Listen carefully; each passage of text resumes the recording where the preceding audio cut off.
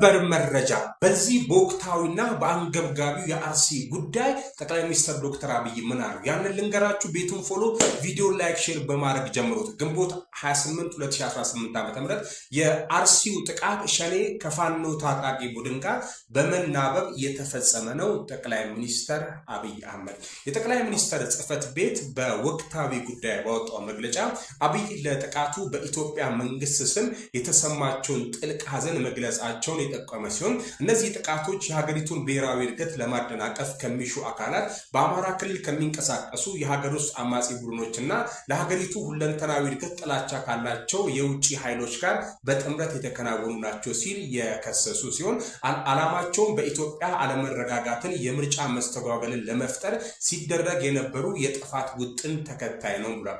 የጥፋት ኃይሎቹ እኩይ ዓላማቸውን ለማሳካት ሰፊ የጥፋት ዝግጅት ሲያደርጉና ሀገራዊ ምርጫ እንዳይከናወን ሰፊ ርብርብ ላይ ነበሩም ብሏል። በተመሳሳይ በኦሮሚያ ክልል የሸኔ ሽብር ቡድን ከጽንፈኛው ፋኖ ታጣቂ ቡድን ጋር በመናበብ በአንዳንድ አካባቢዎች መንገዶችን በመዝጋት እንቅስቃሴ ለማስቆምና ለማስተጓጎል ተንቀሳቅሷል ያሉት ጠቅላይ ሚኒስትሩ ሆኖም በጸጥታ ኃይል በተወሰደበት የጠንካራ እርምጃ ፍላጎቱን ማሳካት አልቻለም ሲሉ በመግለጫው ይህንን ተናግሯል ማለት ነው። ቡድኑ ከጸጥታ ኃይል የተወሰደበትን እርምጃ መቋቋም ባለመቻሉና ፍላጎቱን ማሳካት ባለመቻሉ ስስ ዓላማዎችን ላይ ያተኮረ እርምጃን በመውሰድ የሃይማኖትና የብሔር ግጭት ለመቀስቀስ በማለም በአርሲ ዞን አስኮና አካባቢው ላይ ጥቃትን በመፈጸም ሁሉን አይነት የጥፋት ርብርብ ያደረገ ቢሆንም ሁኔታውን በመቆጣጠር የጸጥታ ኃይል በእነዚህ ኃይሎች ላይ የተቀናጀ እርምጃ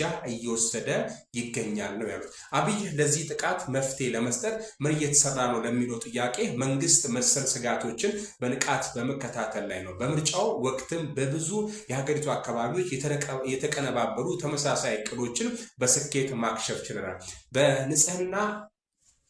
በንጹህ ዜጎች ላይ የሚፈጸም ጥቃቶችና ፍርሃትና ክፍፍልን የሚያጎሉ የሚዲያ ዘመቻዎች ጋር በመተሳሰር የተቀነባበረው ያ እኩይ ተግባር በመንግስት የደህንነት መዋቅርና ኦፕሬሽኖች አማካኝነት በከፍተኛ ሁኔታ እንዲስተጓገል ተደርጓል ሲሉ ይህን ምላሽ ሰጥቷል። አክሎም ብሔራዊና ሃይማኖታዊ ክፍፍልን ለመዝራት የኃይል ጥቃትና ውድመትን እንደ መሳሪያ የሚጠቀሙ አካላት በሁሉም ኢትዮጵያውያን ዘንድ በግልጽ ሊወገዙ ይገባል። መሰል ተግባሮች በኢትዮጵያ ውስጥ ምንም አይነት የወደፊት እድል እንደሌላቸው ለማሳየት የተቀናጀ ብሔራዊ ምላሽ በመስጠት ወሳኝ እርምጃዎች ይቀጥላሉ ብሏል። በንጹሃን ዜጎች ላይ ጥቃት የሚፈጽሙ አካላት ድርጊታቸው ምክንያታዊ ለማስመሰል ምንም አይነት የፖለቲካ ንግግር ቢጠቀሙ ወሳኝ ዓላማን እያሳኩ ሳይሆን ወንጀል እየፈጸሙ ነው። የፖለቲካ ቅሬታዎች በኢትዮጵያ ህገ መንግስት ስርዓት በብሔራዊ ምክክር ሂደትና በዲሞክራሲያዊ ተቋማት አማካኝነት